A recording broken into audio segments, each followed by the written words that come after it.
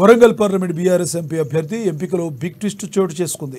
మొదటి నుంచి ఈ టికెట్ స్టేషన్ గన్పూర్ మాజీ ఎమ్మెల్యే తాడికొండ రాజయ్యకు కన్ఫర్మ్ అయిందని, ఈ మేరకు రాజయ్యకు కేసీఆర్ ఫామ్ హౌస్ నుండి సైతం పిలుపు వచ్చిందని మీడియాలో ఈరోజు పెద్ద ఎత్తున ప్రచారం జరిగింది.